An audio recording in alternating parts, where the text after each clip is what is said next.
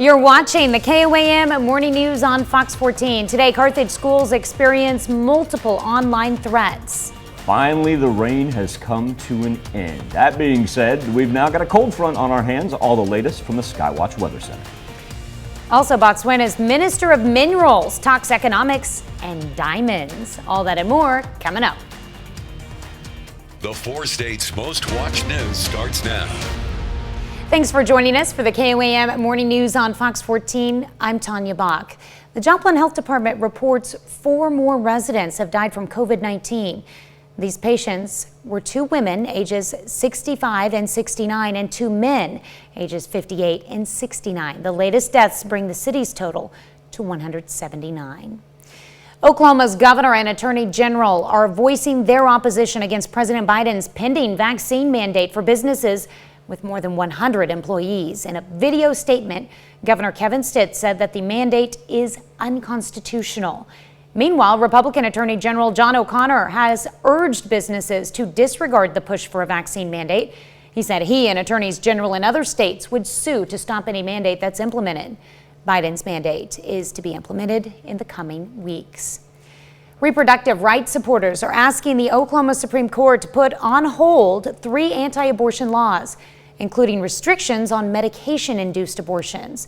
The appeal filed Wednesday comes after District Judge Cindy Trong said she would allow the laws to take effect November 1st, depending on the outcome of a legal challenge.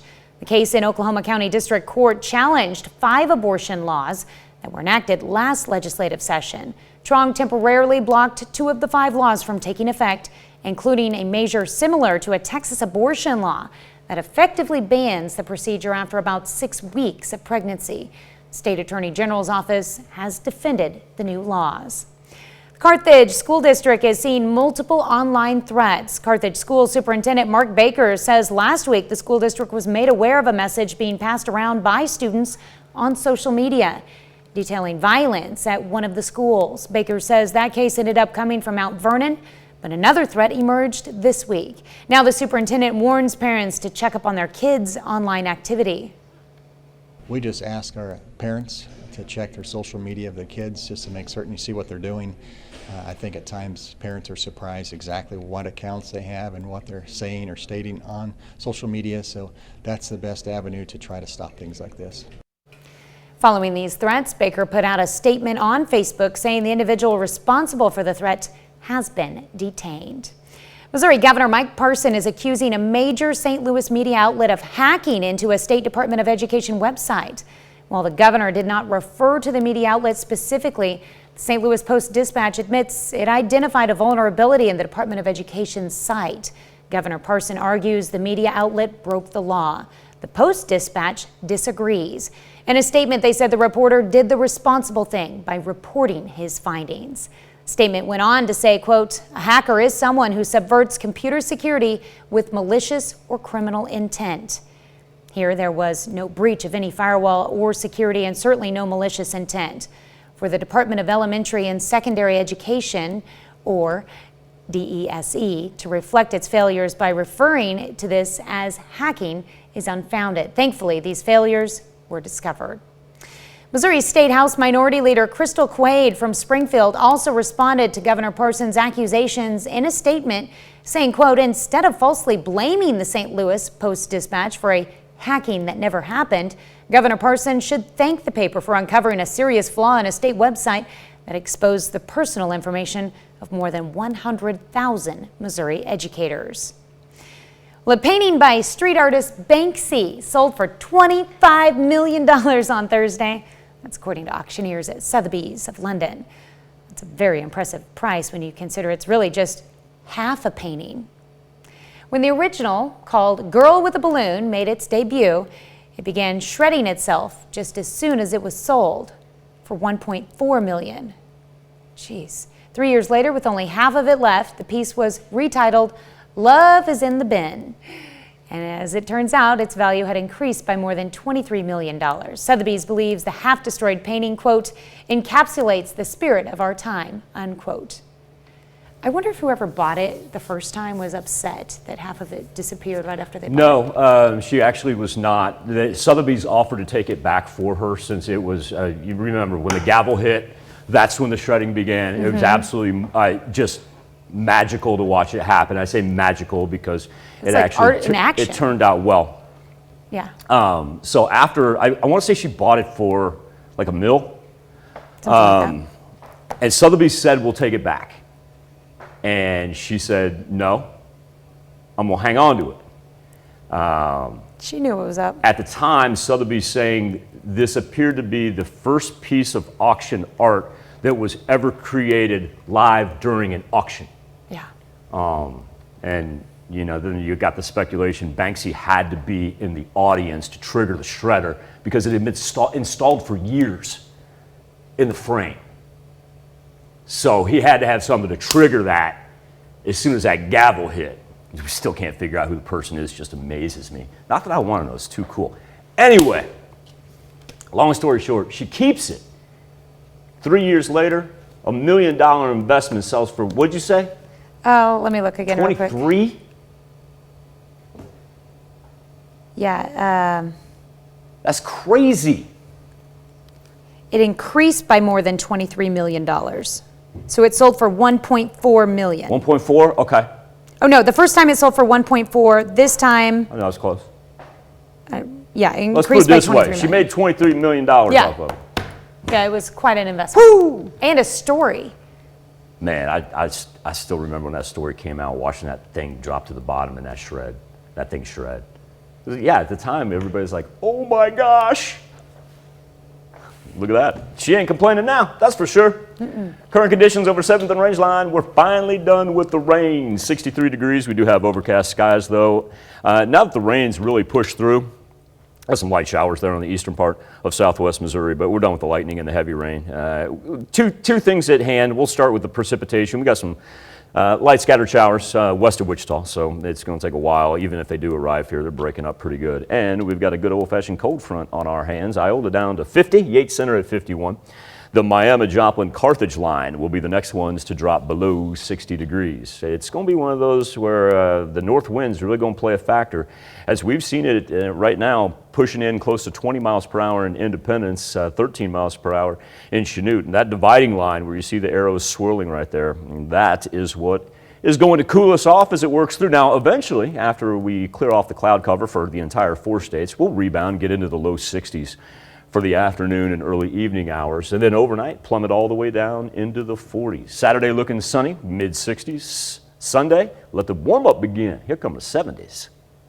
Well, next, a recommendation from an FDA panel may signal the green light for Moderna COVID booster shots.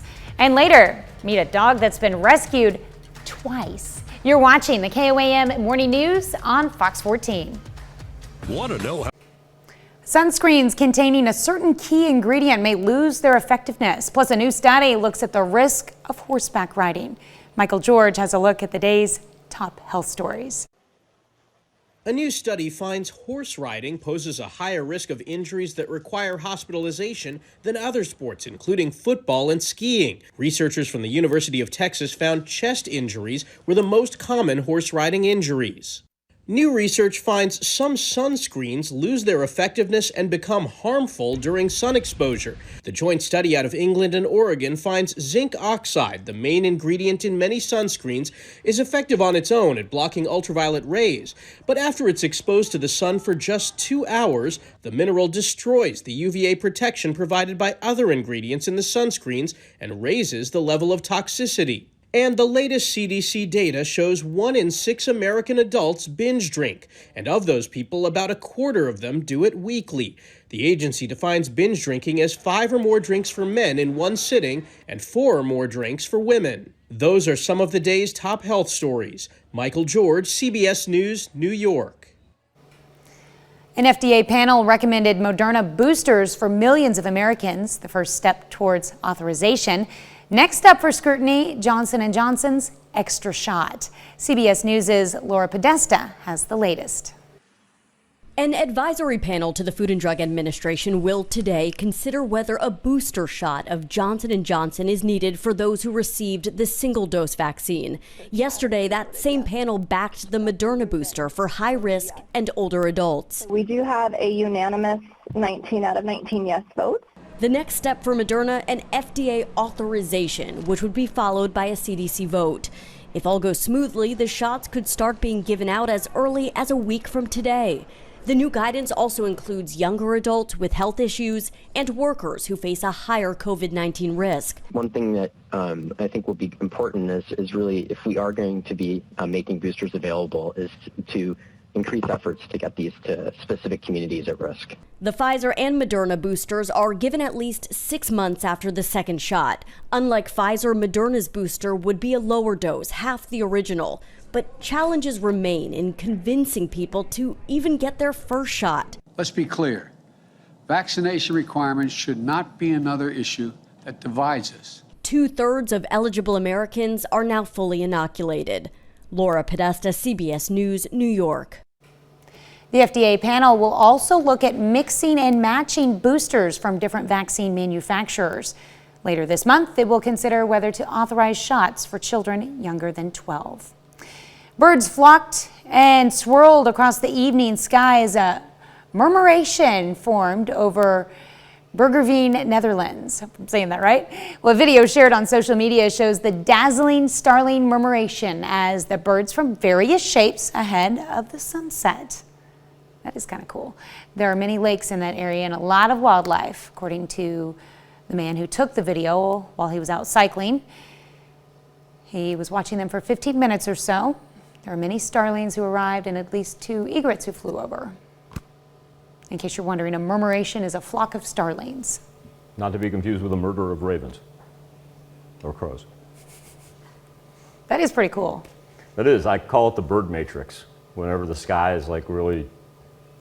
It's amazing how they fly and then they all turn in unison. It's just how the birds are in sync like that. The bird matrix is when you look up and you're like, where are all the birds? And all of a sudden they come out of nowhere. It's just like 100 of them. You go, bird matrix. I get it. Yesterday it was the Rubicon matrix, or was that 2 days ago? No, you cross the Rubicon. Cross the Rubicon, and do you do anything with the bird matrix? That's the bird matrix. That's when the matrix kicks in and goes, oh wait, this dude's not noticing anything. Boom! There we go. Just let him loose. Yeah. Whether it be a murmuration or a murder. And they all line up on the telephone pole on the lines and stuff, waiting until they do this. They're like, oh, there's the dude in the silver truck. Let's go get him. Yes. Live look outside the Television City, a little overcast and gloomy on this Friday morning. But here's the good thing. We are just about done talking about rain because we've been talking about it ever since Sunday night. That'll be just a little bit of a relief right there. We got some light showers holding on in the southeastern portion in between Monette and Cassville. And we got a little bit headed out to the west as well. But we're going to get a break from everything, and we need it because if you go back to Sunday night when this whole thing started, the orange into the red indicating 3.5 to 4.5 inches of precipitation that's already fallen this week alone. That being said, we do not have any flood advisories, watches, or warnings. Turn our attention now to the cold front that's dropping in. The Miami-Joplin-Carthage line that's holding on to the low 60s will eventually fall to the 50s. Just about like everybody else has throughout southeast Kansas, though Nevada and Lamar in at 50 as well. We've gotten as low as 50 in Iola. We've yet to see anybody drop down into the 40s, but as the cold front continues and the winds swirl in from the north and do so at double digits, not going to be surprised if we don't bottom out at about 49, 48 degrees before we rebound a little bit. 24-hour temperature change, not a whole lot of movement, but it's certainly as we progress into the afternoon, those will turn into double-digit numbers. A look at the Skywatch storm tracker from the national perspective. It's really right along the Mississippi into the Ohio River Valley where we'll see the most severe weather today. We get to take a break, sit back, and enjoy some afternoon sunshine. These clouds are eventually going to push out to the east. And for high school football, our kickoff forecast with temperatures in the mid-50s around 7 o'clock. Clear skies, no travel concerns for anyone. As we get into the weekend, it's going to be cold, though, overnight. We'll drop into the low 40s, put a little wind chill in there. We'll feel about like 38, 39 early tomorrow morning. Saturday is going to be delightful to be outside. Sunny skies, mid-60s. Hello, Sunday. How about mid-70s and more sunshine? We'll be back with more KOAM Morning News on Fox 14 right after this. It's time to honor today's four-state hero, Freddie Cook, who served in the U.S. Army from 1951 to 1953. A native of Chanute, Kansas, Cook was stationed in Korea. He earned the Korean Service Medal, 2 Bronze Stars, and the United Nations Service Medal. We are proud to thank Sergeant Freddie Cook, our 4-state hero. A dog named Hubert owes his freedom to rescuers in Boston. Well, it turns out he got stuck in a pipe on Wednesday. Here's more on the effort to save him. Oh my God, look at him. After being trapped for hours in a storm drain, Hubert the hound is safely back in the arms of his owners. This is one lucky dog. We're so lucky to live in the city, but in a city that takes us that serious, unbelievable. Hubert got into trouble at Millennium Park when he managed to crawl inside this pipe, sending his owners into a panic and first responders racing to the scene. You're really shaken up. He's our kid. We don't have any kids. This is it. Firefighters and utility crews spent 2 hours trying to get the husky hound out. We used a camera and some other equipment, made holes in the pipe, and we could track the dog. He's a little overweight like some of us, you know what I mean? It's a 16-inch pipe, so as he's moving forward, he can't move back. So we just kind of hit him in the backside, and the fire guys we were able to pull him up out of the manhole. The playful pooch walked away shaken up, but relieved to be homeward bound with his thankful owners. Thank you, God. Thank you, God. Thank you for all your help. Thank you for your patience. Thank you for your awareness and your consciousness around this dog. You really did an amazing job. Hubert is adopted, so technically his owners have rescued him twice now. That's cool.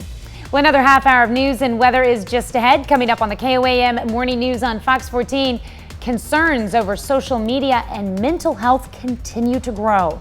And get ready to play Doctor Who in a brand new video game. Excited about this. You're watching the KOAM Morning News on Fox 14. We'll be right back. 4 States' most watched news starts now. Welcome back to the KOAM Morning News on Fox 14. It's currently 7:30. Let's take a look at today's top stories. Joplin Health Department reports 4 more residents have died from COVID-19. The patients were 2 women ages 65 and 69 and 2 men ages 58 and 69. The latest deaths bring the city's total to 179. Oklahoma's governor and attorney general are voicing their opposition against President Biden's pending vaccine mandate for businesses with more than 100 employees. In a video statement, Governor Kevin Stitt said that the mandate is unconstitutional. Meanwhile, Republican Attorney General John O'Connor has urged businesses to disregard the push for a vaccine mandate. He said he and attorneys general in other states would sue to stop any mandate that's implemented. Biden's mandate is to be implemented in the coming weeks. Reproductive rights supporters are asking the Oklahoma Supreme Court to put on hold 3 anti-abortion laws, including restrictions on medication-induced abortions. The appeal filed Wednesday comes after District Judge Cindy Trong said she would allow the laws to take effect November 1st, depending on the outcome of a legal challenge. The case in Oklahoma County District Court challenged 5 abortion laws that were enacted last legislative session. Trong temporarily blocked 2 of the 5 laws from taking effect, including a measure similar to a Texas abortion law that effectively bans the procedure after about 6 weeks of pregnancy. State Attorney General's office has defended the new laws.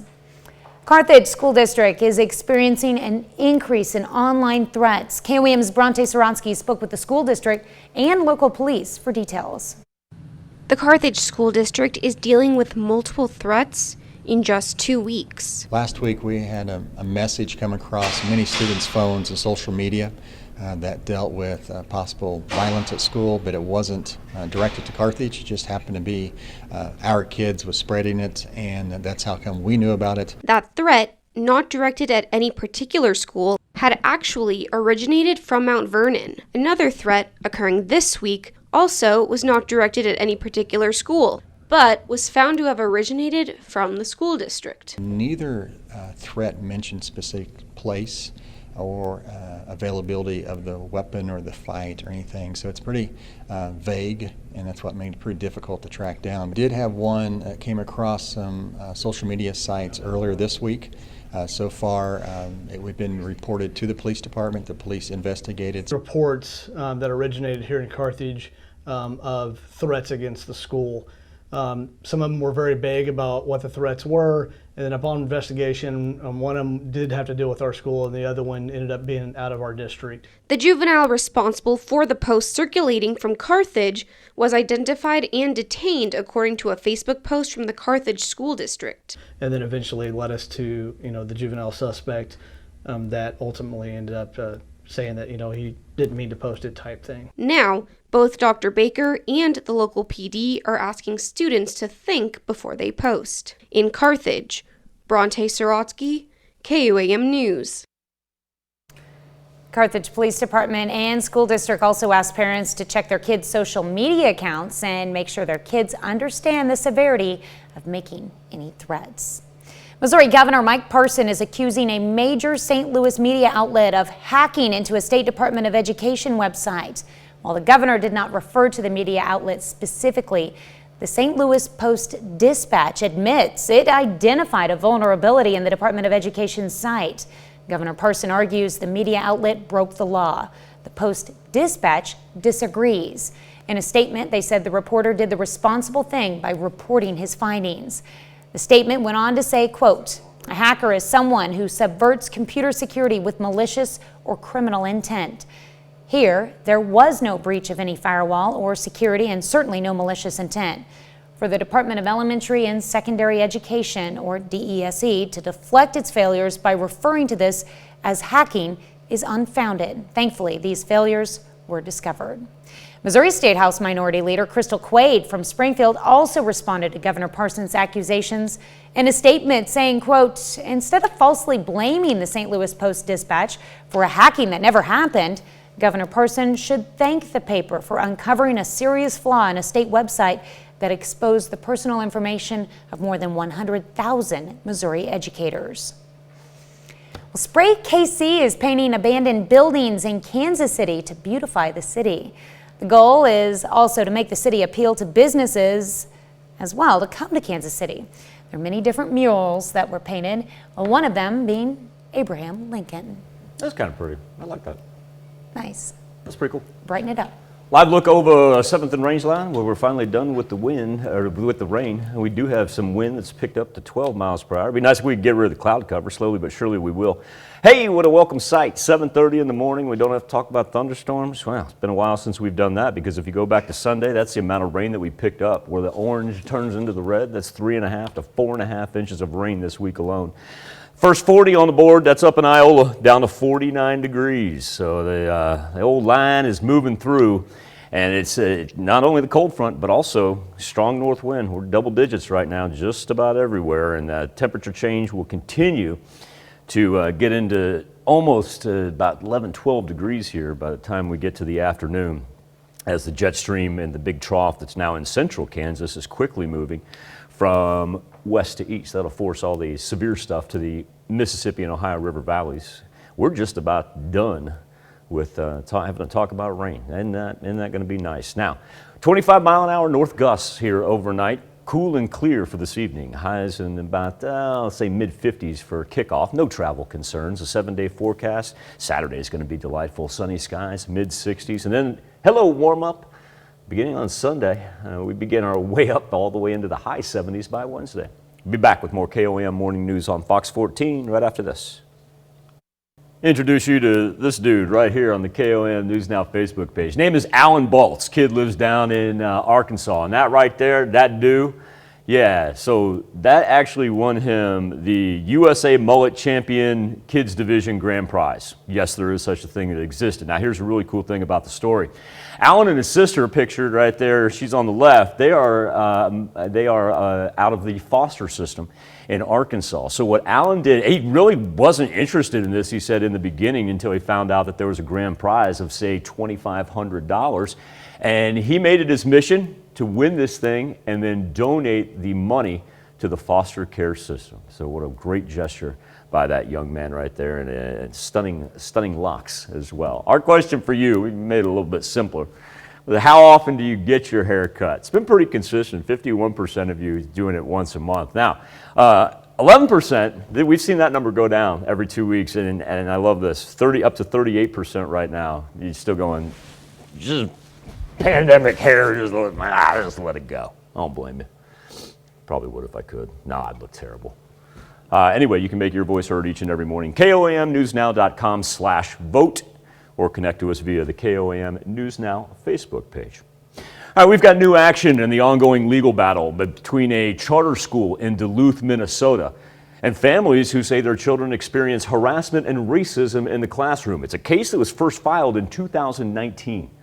3 families with students of color say their children experience racially biased, unfair, hurtful, and at times dangerous interactions with staff and students at the Duluth Edison Charter School, Raleigh and North Star. All right, soon after, they had a 4th family join the suit, and now, 2.5 years later, Edison Schools is asking the court to dismiss the case, claiming accusations lack supporting evidence.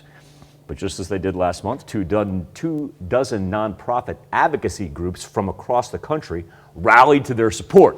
Now that I've given you all the background, Natalie Grant breaks down the details. Harassment, racism, discrimination. Those are just a few words used to describe the alleged actions of white students and their teachers towards black students at Duluth's Edison charter schools. They regularly heard the use of the N-word, often expressed without consequence. They were called monkey. They were told they look like what's on the inside of a toilet. Rebecca Bailey is one of the lawyers representing the families in this case. She says the incidents in question go far beyond words. Students also reported being bitten, punched, and spit on by white students, leaving lasting impacts.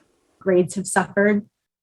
One of the students had suicidal thoughts when they were having these problems as young as kindergarten, and have had real identity problems, not wanting to be Black anymore because of these experiences. Feeling ignored and frustrated, in April of 2019, parents of 4 children of color came together and filed a lawsuit against the school, hoping for change. Caitlin Hansen was one of them. I knew that I had to do something. I knew that it wasn't going to just change. I knew that I had to be the voice for my child. And really, when I started doing this, it wasn't just for my child. It was for all the other kids who don't have a voice. After 2 years, Hansen says she decided to settle this past summer, a decision meant to help her daughter turn a new page at a new school. She just really said, "Mom, I want to be done. I want to put this behind me. This is a lot. I want to move on with my life." Now, with 3 families still involved, Edison is asking the courts to dismiss the case. The schools say there's a lack of substantial and factual evidence supporting the allegations. Their motion claiming evidence obtained is insufficient to prove or even suggest the plaintiffs were victims of intentional racial harassment or discrimination, or that Duluth Edison Charter Schools was deliberately indifferent to their needs. But as they tried to dismiss, groups like the ACLU of Minnesota and the National Women's Law Center stepped in to help fight back. The decision now lies in the hands of the courts, and parents like Hansen hope this fight will create change in the school as well as in the community. I didn't go in this for money. I went in this for change. These are kids. These are our future. And so I'm hoping that even our whole Duluth school system, there's change, and they see this and they see that this is real and these kids are suffering, and that's not fair. District released a statement saying they deny any allegation of discriminatory conduct, striving to create a respectful, inclusive, and safe learning environment. There is a federal hearing in December. If the case is not dismissed, it likely goes to trial. We'll be back right after this. All of you Doctor Who fans out there, new video game will let you become part of the show. Our man, Rick Damagello with the story. You have to locate the first time crystal yourself. As a wise man once said, Allons-y! Daleks, Cybermen, and Weeping Angels? This sounds like a mission for the Doctor, or rather, 2 doctors. Doctor Who, The Edge of Reality features the voice of the 13th Doctor, Jodie Whittaker, and you, the gamer, as a second time-traveling Doctor on a mission to save the universe, naturally. The wibbly-wobbly, timey-wimey game is out now for PC, Switch, PlayStation, and Xbox game systems.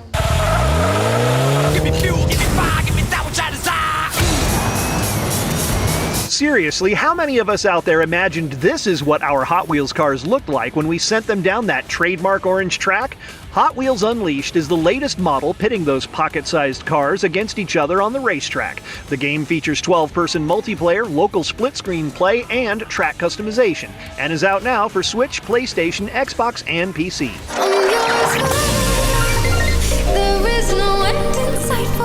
Here come those bricks again. Tetris Effect Connected is the Nintendo Switch version of the latest iteration of the classic puzzle game. Connected lets gamers play competitively or cooperatively. Leveling up in Hollywood, I'm Rick Damigella. I don't care what your age is, that Hot Wheels game, that's what I'm talking about. Harking back to my days as a kid right there.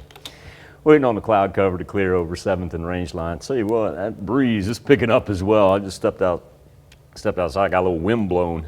Trying to check everything out. Skywatch Storm Tracker, hey, we don't have to talk about rain. 8 minutes till the top of the hour. I don't think we've done that all week long. We got a little bit that's formulating, moving toward Wichita right now, light and scattered.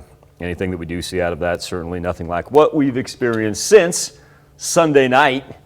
Rain totals this week, 4.5, 5 inches, where we see the orange turn into the red. Everybody easily over 1.5 inches. Kind of widespread, I'd say about 2.5 inches. It's probably what we averaged out at. Temperatures right now dropping as low as 49 in Iola as the cold front moves from northwest down to southeast. The Miami-Joplin-Carthage line will be the next one. At one point in time, Pittsburgh was sitting at 62 degrees earlier this morning. Now all the way down to 53 as the wind tracker is double digits in from the north. We'll have some gusts up to about 20-25 miles per hour this afternoon. So the wind's not going to go anywhere anytime soon. Temperatures will stabilize though. We'll get some late morning, afternoon sunshine carry us into the evening. As the skies begin to clear, we'll actually get probably a good dose of sun before it sets right there. Speaking of the sun setting, high school football kickoff forecast with temps in the mid-50s around 7 o'clock tonight. No travel concerns. And then let's go ahead and push into the weekend. Overnight, it's going to be a little bit chilly. Drop down to the low 40s. Probably have some wind chill numbers as low as 38, 39 early Saturday morning. But then sunny skies and into the mid-60s on Saturday, and a little bit of a warming trend after that. Look at Sunday. Sunshine, mid-70s. Then we get up close to 80 by the time we get to Tuesday. We'll be back, wrap up this edition of the KOAM Morning News on Fox 14 right after this. Join us at Johnny Carino.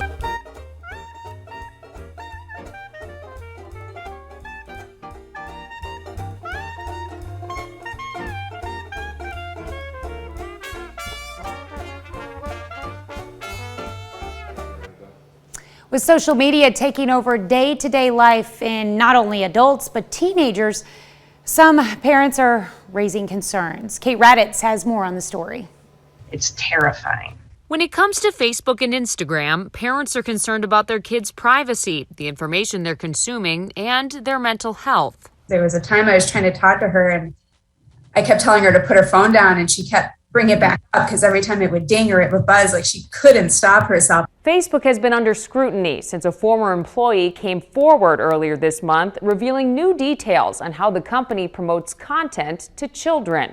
Facebook's own internal data showed the company's systems led teenage girls to eating disorder content.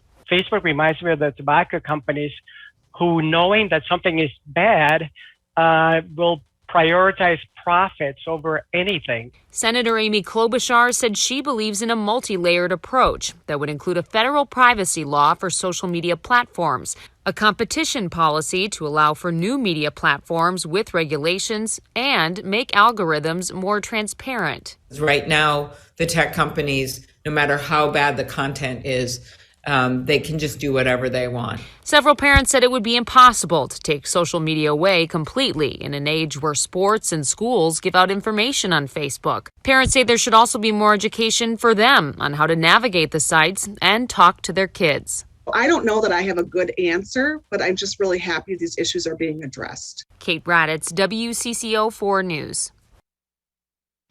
We'll be right back with more after this, but first, let's take a look at the market prices before the opening bell.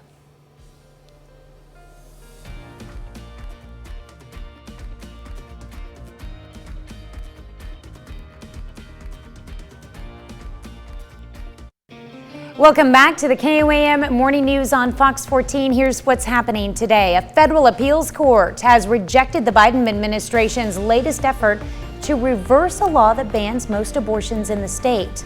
Last month, the U.S. Supreme Court allowed Texas to go forward with banning abortions once cardiac activity is detected, usually around 6 weeks, with no exceptions in cases of rape or incest. The case could wind up at the Supreme Court. An FDA advisory panel unanimously recommended Moderna's booster shot for people 65 and older. The committee also recommended the half-dose booster for younger people with underlying conditions or workplaces that put them at greater risk of contracting COVID-19. Today, the panel takes Johnson & Johnson's booster under consideration. Former White House chief strategist Steve Bannon was a no-show on Capitol Hill yesterday. He skipped his scheduled deposition before the House Select Committee, who was investigating the January 6th Capitol attacks. The panel plans to refer Bannon for criminal contempt. Let's check in with Michael with a final look at your forecast. Temperatures dropping. We're going to be into the 50s. We've got a 49 already out there in Iowa and Yates Center, so be prepared for the north wind to really cool us down even as we progress into the mid-morning hours. Then we rebound, get up into the, say high 50s, low 60s. Delightful evening though. We'll clear out and eventually have a wonderful weekend. Mid-60s and sunshine on Saturday, mid-70s and more sunshine on Sunday. Well, today's National Day is as cheesy as it gets. That's right, it's the National Day of the Cheese Curd. The salty, deep-fried snack started, of course, in Wisconsin, the dairy state. The nuggets of white or yellow cheddar cheese are battered and deep-fried. They're a popular fare food, but are making their way into some restaurants as a French fry alternative. They're also a big part of poutine, which also includes French fries and brown gravy. However, you decide to embrace the salty, chewy snack. Today, curd is the word. I'd go for some poutine this morning. It's good. I feel like making some cheese curds. I'm not really a cheese curd person, but poutine, you put the gravy and the French fries in there. Ooh, that's what I'm talking about.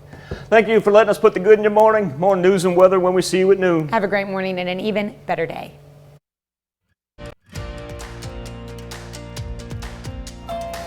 Welcome to Kitchen Essentials.